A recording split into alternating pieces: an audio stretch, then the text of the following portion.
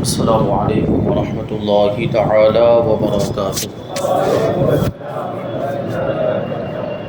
نحمده ونصلي ونسلم على رسوله الكريم اما بعد فاعوذ باللہ من الشیطان الرجیم بسم اللہ الرحمن الرحیم الا ان اولیاء اللہ لا خوف علیہم ولا هم يحزنون صدق اللہ العظیم۔ آئیے ہم اور آپ سب سے پہلے حضور سرور کائنات، فخر موجودات، باعث تخلیق کائنات، احمد مجتبی محمد مصطفیٰ صلی اللہ علیہ وسلم کی مقدس بارگاہ میں درود و سلام کا ہدیہ پیش کریں اور پڑھیں اللہم صلی علی سیدنا و مولانا محمد معدن الجود والکرم وآلہ الکرام وابنہ الکریم وبارک وسلم صلاۃ و سلام علیک یا رسول اللہ صلی اللہ تعالی علیہ وسلم۔ عزیزان ملت اسلامیہ، آج ہم انشاءاللہ تبارک و تعالی سلطان الہند عطائے رسول خواجہ خواجگاں حضرت خواجہ معین الدین حسن چشتی اجمیری غریب نواز رضی اللہ تعالی عنہ کا تذکرہ کریں گے۔ اس سے پہلے گزشتہ سال حضرت خواجہ غریب نواز رحمۃ اللہ تعالی علیہ کا سفر ہندوستان بیان کیا گیا۔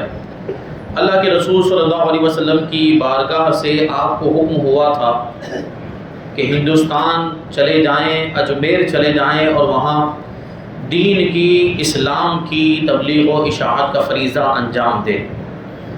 تو حضور پاک صلی اللہ علیہ وسلم کے حکم کی تعمیل کرتے ہوئے حضرت خواجہ غریب نواز رضی اللہ تعالی عنہ 40 اولیاء کرام کے ساتھ ہندوستان کی طرف روانہ ہوئے اور دوران سفر مختلف علاقوں میں آپ نے قیام بھی کیا، بغداد میں، بخارا میں، سبزہ بار میں، سمرقند میں، بلخ میں، اور لاہور میں بھی حضرت داتا گنج بخش علی حجویری رحمۃ اللہ تعالی علیہ کے مزار پر آپ نے چلہ فرمایا۔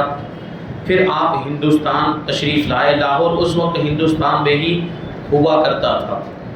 اس کے بعد آپ پنجاب میں پٹیالہ کے قریب ایک علاقے سمانہ میں تشریف لائے۔ وہاں پر جو واقعہ پیش آیا تھا اس کو بیان کیا گیا۔ پرتھوی راج چوہان کے سپاہی پہلے ہی سے وہاں پر حضرت خواجہ کے انتظار میں موجود تھے اور انہوں نے حضرت خواجہ کو گرفتار کرنا چاہا اپنی سازش کے ذریعے، لیکن اللہ کے رسول صلی اللہ علیہ وسلم کی ہدایت کے مطابق حضرت خواجہ غریب نواز رضی اللہ تعالیٰ عنہ ان کے جال میں نہیں پھنس پائے، ان کی سازش ناکام ہو گئی اور اللہ تبارک و تعالیٰ نے حضرت خواجہ غریب نواز رضی اللہ تعالیٰ عنہ کی حفاظت فرمائی۔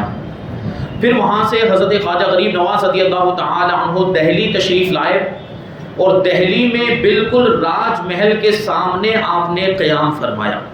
راجہ کا جو محل تھا اس کے سامنے ہی آپ ٹھہرے، وہاں پر آپ نے خیمہ ڈال دیا اور اس کے قریب میں ایک بہت بڑا مندر تھا۔ جب ایک فقیر کو، ایک درویش کو ان لوگوں نے وہاں پر قیام پذیر دیکھا تو ظاہر سی بات ہے ان کے لیے حضرت غریب نواز رضی اللہ تعالیٰ عنہ اجنبی تھے اور آپ کا مذہب بھی ان کے لیے ایک الگ مذہب تھا، اس لیے وہ بے چین ہو گئے، بے قرار ہو گئے اور حضرت خواجہ غریب نواز رضی اللہ تعالی عنہ کی وہاں پر سکونت پذیری ان کو پسند نہیں آئی، وہاں پر ٹھہرنا ان کو ناگوار گزرا۔ لیکن حضرت خواجہ غریب نواز رضی اللہ تعالی عنہ کے روحانی روب و دبدبے کی وجہ سے کسی کے اندر کوئی بھی تکلیف پہنچانے کی جرت نہیں ہوئی، کوئی حضرت خواجہ غریب نواز رضی اللہ تعالی عنہ کو کچھ کہہ نہیں پایا۔ آخرکار کیا ہوا کہ شہر کے معززین، شہر کے بڑے بڑے لوگ اور اس مندر کے پجاری یہ راجہ کے پاس پہنچے، حاکم دہلی کے پاس پہنچے۔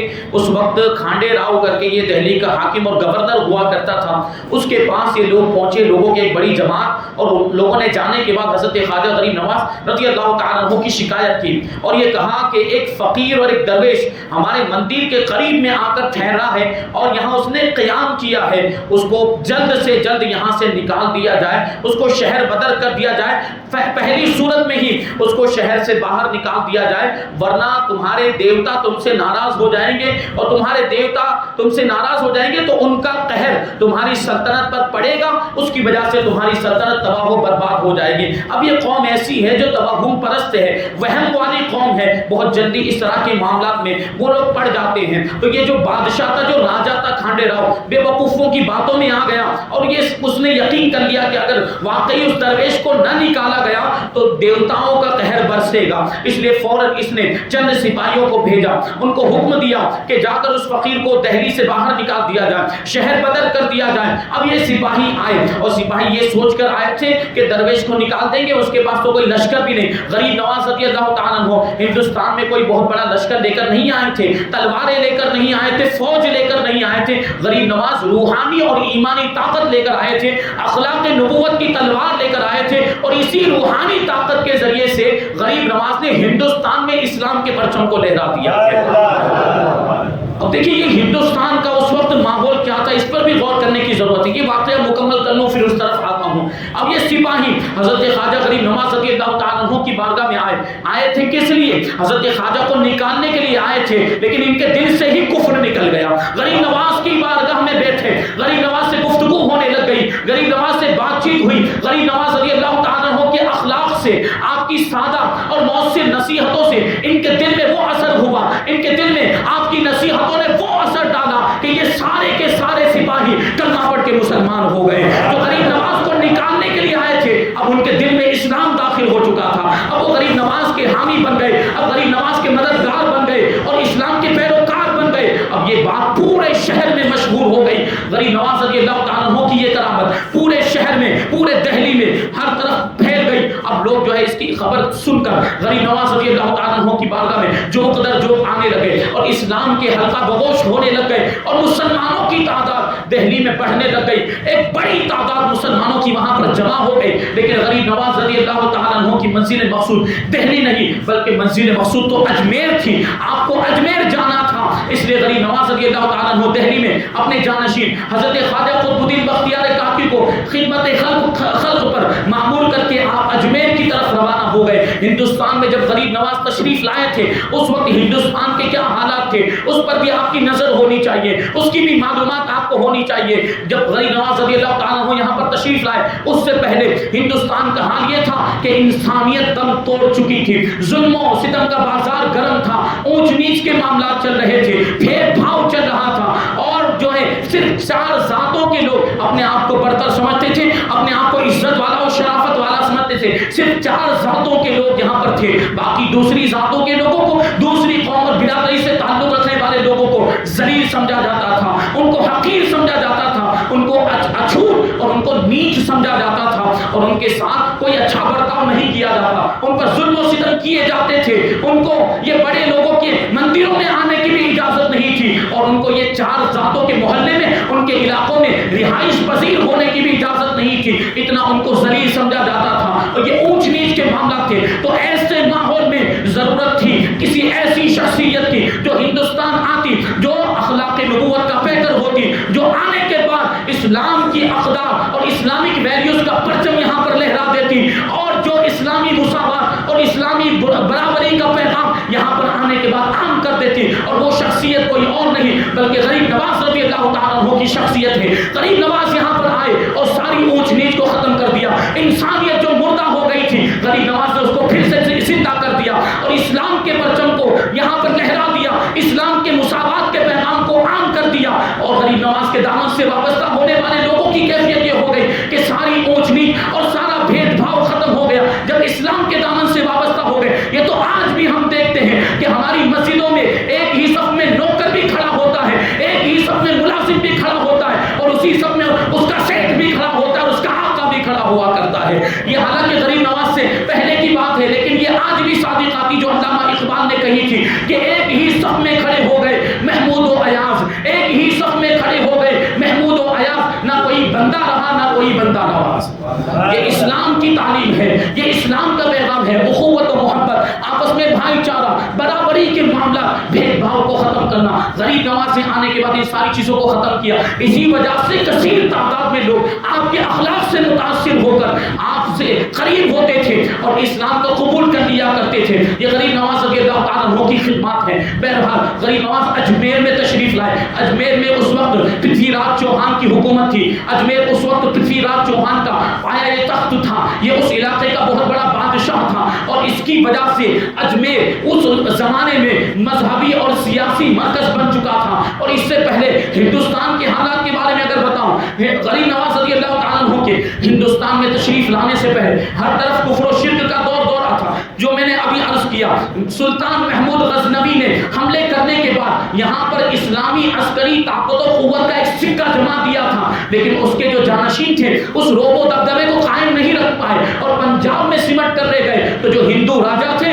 انہوں نے پھر سے اپنی ریاستوں کو جمع کیا, ریاستوں کو منظم کیا, اپنی کھوئی ہوئی طاقت کو واپس حاصل کر لیا. اب ہندوستان میں اگرچہ شہاب الدین غوری نے بہت سارے حملے کیے تھے, لیکن وہ سارے حملے اب تک ناکام رہے تھے. اس کی وجہ سے یہاں کے غیر مسلموں میں اسلام اور مسلمانوں کی سخت دشمنی پیدا ہو گئی اور تشدد پیدا ہو گیا. وہ مسلمانوں کو حقیر سمجھنے لگ گئے تھے اور مسلمان اور اسلام کا نام بھی سننا پسند نہیں کرتے تھے. اور مشرق سے لے کر مغرب تک کفر اور شرک کا دورہ تھا. پتھروں کی پوجا ہو رہی تھی, درختوں کی پوجا ہو رہی تھی, جانوروں اور چوپایوں کی عبادت کی جا رہی تھی. یہاں تک کہ جو بادشاہ اور راجا تھے وہ بھی خدائی کے دعوے کر رہے تھے اور وہ بھی اپنی عبادتیں کروا رہے تھے, اپنی پوجا کروا رہے تھے, اپنے آپ کو خدائے بزرگ و برتر کا شریک بنا رہے تھے. ایسے ماحول میں غریب نواز یہاں پر تشریف لائے ہیں اور غریب نواز نے اجمیر کا انتخاب کیا. جبکہ سوچنے جیسی بات ہے کہ اس زمانے کا جو بادشاہ تھا پرتھوی راج چوہان, بڑا طاقتور صاحب اقتدار بادشاہ تھا, اس کا پایہ تخت اجمیر ہی تھا.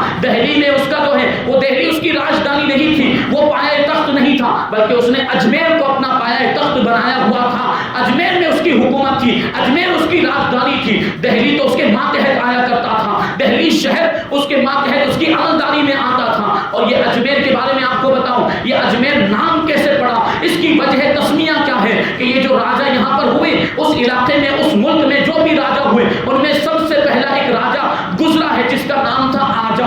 آجا کے نام پر ہی یہ شروع میں جو اج کا جو لفظ جڑا ہے یہ اس کے نام کی نسبت سے ہے. اور پھر یہ اجمیر کیسے آیا, اجمیر یہ نام کیسے ہوا. یہاں پر آپ کو معلوم ہے کہ یہ پہاڑی علاقہ ہے, کثیر تعداد میں پہاڑ موجود ہیں اجمیر شریف میں. پورے ملک ہندوستان میں سب سے پہلی فصیل پہاڑوں پر اگر کوئی بنائی گئی, یعنی شہر پناہ اگر کوئی بنائی گئی ہے تو وہ اجمیر میں بنائی گئی, اور اس کو بنانے والا وہ آجا بادشاہ تھا. اور پہاڑیوں کو میر کہا جاتا ہے, اس وجہ سے راجا کے نام کو اور اس فصیل کے نام کو, پہاڑیوں کے نام کو جوڑ کر اس شہر کا نام اجمیر رکھ دیا گیا. اس طرح سے یہ اجمیر نام ہوا ہے. اور یہ اس وقت ان لوگوں کا, غیر مسلموں کا مذہبی اور سیاسی مرکز تھا. یہ پرتھوی راج چوہان کی طاقت یہ پورے اس علاقے کا, بہت بڑے شمالی مغربی بہت بڑے علاقے کا مالک و مختار تھا. وہاں پر یہ حکومت کیا کرتا تھا اور اس کا بڑا ہی دبدبا تھا. اور یہ چوہان خاندان کا آخری بادشاہ ہوا ہے اور اس علاقے کا بھی آخری بادشاہ ہوا, کیونکہ اس کے بعد تو ان کی حکومت ختم ہو گئی, پھر اسلامی حکومت آ گئی تھی. لیکن سوچنے جیسی بات ہے کہ ایسے زمانے میں بھی, ایسے دور میں بھی غریب نواز رضی اللہ تعالیٰ عنہ نے اجمیر کا انتخاب فرمایا. یہ بڑا ہی جرأت والا فیصلہ تھا. یہ غریب نواز رضی اللہ تعالیٰ عنہ کی روحانی طاقت اور ایمانی جرأت تھی کہ آپ ڈرے نہیں, آپ گھبرائے نہیں, کہ یہ تو ان کا دارالحکومت ہے, یہ تو راجدھانی ہے, اس سے نہیں ڈرے. کیونکہ اللہ کے رسول صلی اللہ علیہ وسلم نے بھی اجمیر ہی جانے کا حکم کیا تھا. اس لیے غریب نواز رضی اللہ تعالیٰ عنہ اجمیر تشریف لائے. اور اللہ والے کسی سے ڈرتے نہیں, مادی طاقتوں سے, مادی قوتوں سے ڈرتے نہیں, کیونکہ ان کے پاس روحانی اور ایمانی طاقت ہوا کرتی ہے. روحانی طاقت کے سامنے مادی طاقت دم توڑ دیا کرتی ہے. یہ غریب نواز رضی اللہ تعالیٰ عنہ کی شان, اور اللہ کے رسول کا حکم بھی تھا, اس کی تعمیل بھی کر دی تھی. اس لیے غریب نواز رضی اللہ تعالیٰ عنہ اجمیر میں تشریف لائے. اب اجمیر تشریف لانے کے بعد کیا کیا واقعات پیش آئے, بڑا ہی مشہور واقعہ, سب جانتے ہیں اس واقعے کو. غریب نواز رضی اللہ تعالیٰ عنہ اجمیر میں تشریف لائے تو ایک سایہ دار جگہ میں آپ نے قیام کرنے کا ارادہ کیا, وہاں پر ٹھہرنا چاہا. تو راجا کے سپاہی وہاں پر پہلے سے موجود تھے, بادشاہ کے کارندے وہاں پر پہلے سے موجود تھے. غریب نواز رضی اللہ تعالیٰ عنہ کو وہاں قیام کرنے سے روک دیا, وہاں ٹھہرنے سے روک دیا, اور کہنے لگے کہ یہاں تو راجا کے اونٹ بیٹھتے ہیں، یہاں تو راجا کے اونٹ بیٹھتے ہیں۔ غریب نواز رضی اللہ تعالیٰ عنہ کو یہ بات ناگوار گزری، آپ نے ارشاد فرمایا اچھا یہاں راجا کے اونٹ بیٹھتے ہیں، اب راجا کے اونٹ ہی بیٹھیں گے اور ایسے بیٹھیں گے کہ بیٹھے ہی رہ جائیں گے۔ غریب نواز کا یہ جملہ اللہ والوں کی زبان سے نکلی ہوئی بات، دیکھیں اللہ تبارک و تعالیٰ کیسے اس کو پورا فرماتا ہے، پائے تکمیل تک پہنچاتا ہے۔ اللہ والے جو فرما دیتے ہیں اللہ تبارک و تعالیٰ ویسا ہی کر دیا کرتا ہے۔ اب غریب نواز وہاں سے انا ساگر کے قریب تشریف لائے۔ انا ساگر اس علاقے میں اس زمانے میں بہت سارے بت خانے اور مندر موجود تھے۔ غریب نواز انا ساگر کے قریب ایک بلند جگہ پر آپ نے وہاں پر قیام کیا، جہاں پر آج بھی آپ کا چلہ بنا ہوا ہے۔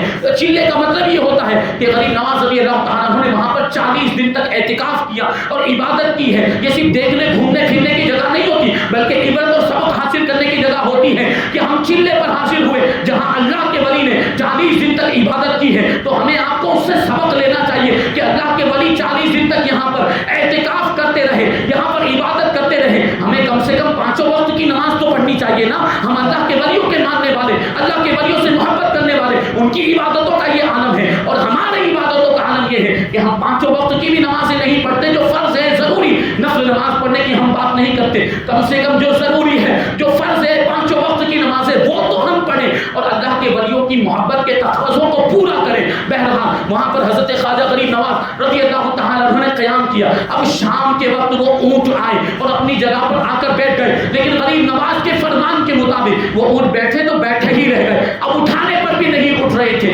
پوری رات اونٹ وہیں پر بیٹھے رہے۔ اب صبح کے وقت شتربانوں کو بلایا گیا، جو اونٹ چلانے والے ہوتے، جو اونٹ کے معاملات کے ماہر ہوتے ہیں، ان کو بلایا گیا اونٹوں کو اٹھانے کے لیے۔ اب وہ بھی اونٹوں کو اٹھا رہے ہیں، لیکن اونٹ اٹھنے کے لیے تیار ہی نہیں۔ ایسا معلوم ہوتا تھا کہ اونٹوں کے سینے زمین سے چپک گئے ہیں، ان کو کچھ سمجھ میں نہیں آ رہا تھا۔ وہ حیران و پریشان تھے، بڑے فکر مند ہوئے، آپس میں مشورہ کیا کہ اس کی کیا وجہ ہونی چاہیے، یہ اونٹ اٹھ کیوں نہیں رہے ہیں۔ تو غور و فکر کرنے کے بعد ان کا اس بات پر اتفاق ہو گیا کہ ہم نے اس فقیر کو جہاں سے اٹھایا تھا، ہم نے اس فقیر کو درویش کو یہاں پر ٹھہرنے نہیں دیا تھا، یہ اسی کی بد دعا کا نتیجہ۔ انہوں نے یہ اپنے الفاظ میں کہا تھا، اس کو بد دعا کہا تھا، جبکہ یہ غریب نواز کی کرامت تھی۔ غریب نواز نے جو ارشاد فرمایا تھا ویسا ہی ہوا۔ آخرکار ان لوگوں نے فیصلہ کیا کہ اس فقیر کے پاس جا کر ہمیں معافی مانگنی چاہیے۔ یہ سارے لوگ غریب نواز کی بارگاہ میں پہنچے، معذرت کی معافی مانگی کہ ہم سے غلطی ہو گئی، ہم نے آپ کے مقام مرتبے کو نہیں جانا،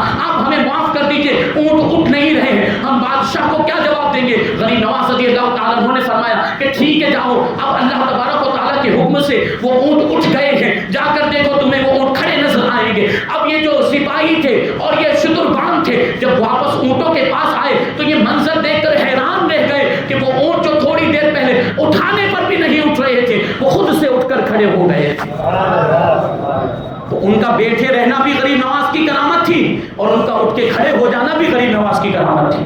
بہرحال اب یہ جو کرامت تھی یہ پورے شہر اجمیر میں مشہور ہو گئی۔ اب جو پرانے مذہب کے جو پیروکار تھے، قدیم اور روایتی مذہب کے پیروکار تھے، وہ پریشان ہو گئے، وہ بے چین ہو گئے۔ غریب نواز کی وجہ سے لوگ اسلام کے دامن سے وابستہ ہو رہے تھے، تو اب ان کو اپنے پرانے مذہب کی بنیادیں ہلتی ہوئی دکھائی دی، ان کو اپنے روایتی اور قدیم مذہب کی کو نقصان پہنچتا ہوا دکھائی دیا۔ تو ان لوگوں نے کیا کیا، ان لوگوں نے بادشاہ کے پاس، پرتھوی راج چوہان کے پاس جا کر اس کی شکایت کی کہ ایک فقیر انا ساگر کے قریب آ کر ٹھہر گیا ہے اور اس کی وجہ سے ہمارے مذہب کو نقصان پہنچ رہا ہے، اس کا مذہب الگ ہے، ہمارا مذہب الگ ہے، اس کو شہر سے نکال دیا جائے۔ تو پرتھوی راج چوہان نے یہاں پر بھی، جیسے دہلی میں ہوا تھا، پرتھوی راج چوہان نے یہاں پر بھی سپاہیوں کو بھیجا۔ فوراً وہ سپاہی یہ ان برہمنوں کو لے کر اور یہ پجاریوں کو لے کر، پجاریوں کی ایک بڑی جماعت اور سپاہیوں کے ساتھ یہ قافلہ یہ غریب نواز کے پاس پہنچے اور ان لوگوں نے غریب نواز کو تکلیف پہنچانے کا ارادہ کیا۔ جیسے ہی غریب نواز رضی اللہ تعالیٰ عنہ کی نظر ان لوگوں پر پڑی ہے، غریب نواز رضی اللہ تعالیٰ عنہ نے زمین سے ایک مٹھی خاک اٹھائی، مٹی اٹھائی اور اس پر آیت الکرسی پڑھ کے ان کی طرف پھینکا ہے، اور جس کے چہرے پر بھی سپاہیوں میں سے اور ان برہمنوں کی جماعت میں سے جس کے چہرے پر بھی تھوڑی سی بھی اگر وہ خاک پڑی ہے، وہ حیران و پریشان ہو کر شہر کی طرف بھاگ گیا۔ اس طریقے سے وہ اپنے ارادے میں ناکام ہو گئے۔ غریب نواز نے ایک مٹھی کے ذریعے سے ان کو ناکام کر دیا، ایک خاک کے ذریعے سے، ایک مٹھی خاک کے ذریعے سے غریب نواز رضی اللہ تعالیٰ عنہ نے ان کے منصوبوں پر پانی پھیر دیا. یہ غریب نواز رضی اللہ تعالیٰ عنہ کی شان ہے. اب یہاں پر غور کرنے کی ضرورت ہے. یہاں پر جب معاملہ اب بہت ساری کرامتیں ظاہر ہونے لگ گئی تو ان لوگوں نے آپس میں مشورہ کیا. یہ غیر مسلموں نے پرتھوی راج چوہان نے اپنے امیروں کو بلایا اور پجاریوں مندروں کے پجاریوں کو بھی بلایا اور سارے لوگوں کو بلایا. اس زمانے میں وہ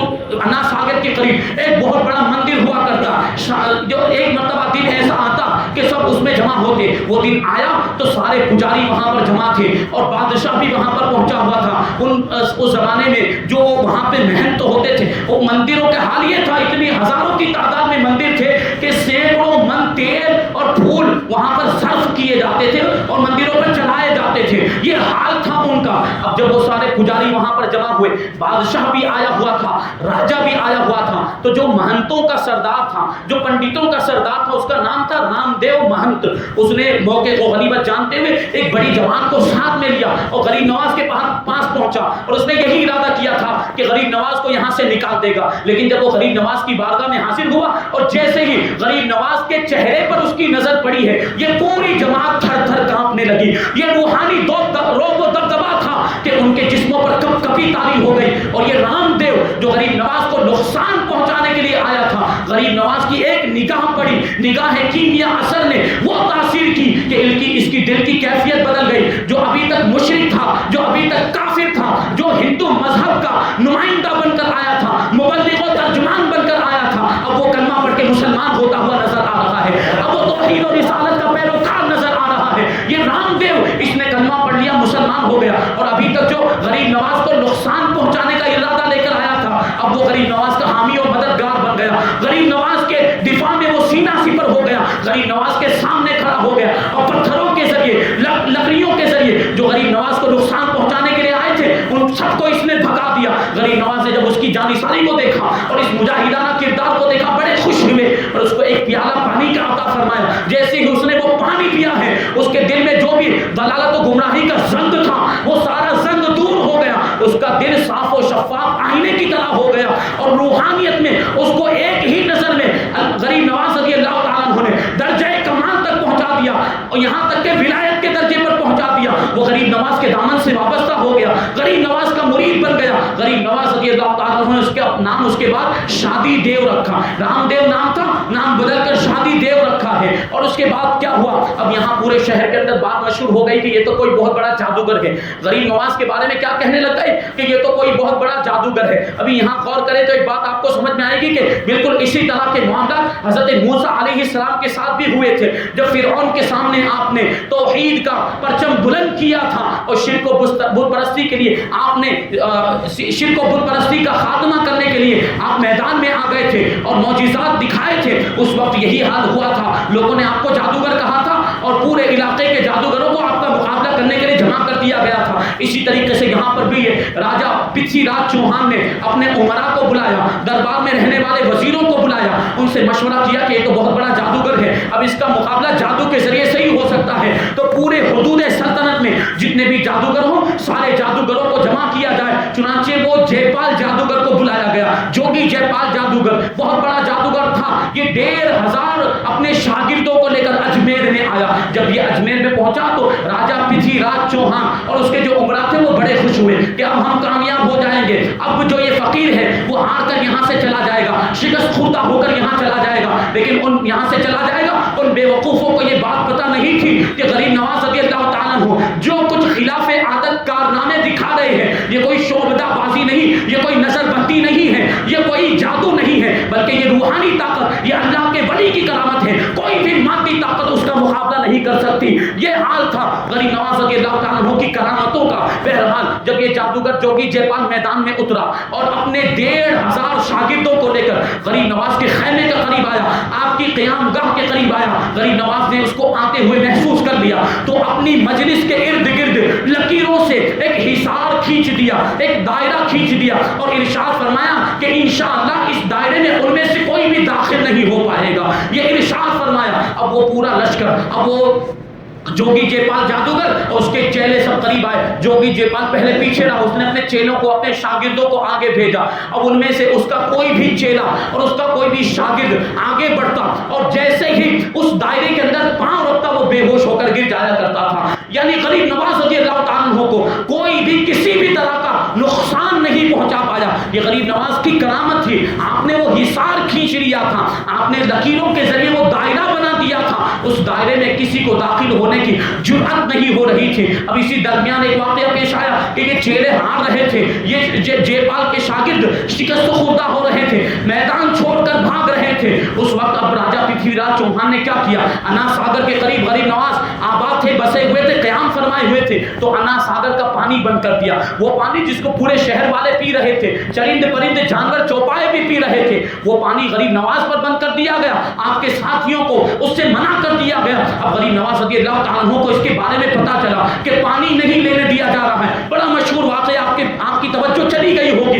गरीब नवाज रज़ी अल्लाह तआला अन्हु ने शादी देव को बुलाया, जो अभी अभी मुसलमान हुए थे। शादी देव को एक प्याला दिया और इरशाद फरमाया कि ये प्याला लेकर जाओ, किसी तरीके से अना सागर तक पहुंच जाओ और उसमें ये प्याला उसमें से भर कर लेकर आओ। अब वो शादी देव भी बड़ा बहादुर था, वो किसी भी तरीके से सिपाहियों को चीरता हुआ और बादशाह के कारिंदों से भिड़ता हुआ वो आखिरकार दरियाए अना सागर तक पहुंच गया। लेकिन जैसे ही उसने अना सागर में वो प्याला डाला है, वो क्या मंजर देखता है कि अना सागर का सारा पानी उसे एक प्याले के अंदर आ गया। अना सागर का सारा पानी उसे एक प्याले के अंदर आ गया। ये गरीब नवाज की करामत थी। वो शादी देव उस प्याले को लेकर आया, गरीब नवाज की बारगाह में पेश किया। अब गरीब नवाज भी उस पानी को इस्तेमाल कर रहे हैं, आपके साथी, आपके हमराही भी उससे अपनी जरूरतों को पूरा कर रहे, पी भी रहे हैं, वुजू भी कर रहे हैं, खाना भी बना रहे हैं। लेकिन वो पानी है कि खत्म होने का नाम नहीं ले रहा। खत्म होना तो दूर की बात, वो पानी कम भी नहीं हो रहा था। और दूसरी जानिब अक्सर शहर वालों की जरूरतें अना सागर के जरिए ही पूरी हुआ करती थी। अब जब अना सागर ही खुश्क हो गया, अना सागर ही सूख गया, अना सागर के अंदर पानी ही न रहा, तो सब लोग परेशान हो गए कि अब क्या होगा। और प्यास की शिद्दत की वजह से लोगों की हालत बुरी हो गई। तो यही जोगी जयपाल जो मुकाबला करने के लिए आया था, अब गरीब नवाज की बारगाह में ये अरीज़ा लेकर आया कि हुजूर, ये आपकी वजह से पानी खुश्क हो गया है, दरियाए अना सागर का पानी खुश्क हो गया, लोग सख्त परेशानी में मुब्तला हो गए हैं और प्यास की वजह से लोग मर रहे हैं। आप फकीर हैं, फकीर का काम होता है लोगों पर रहम करना,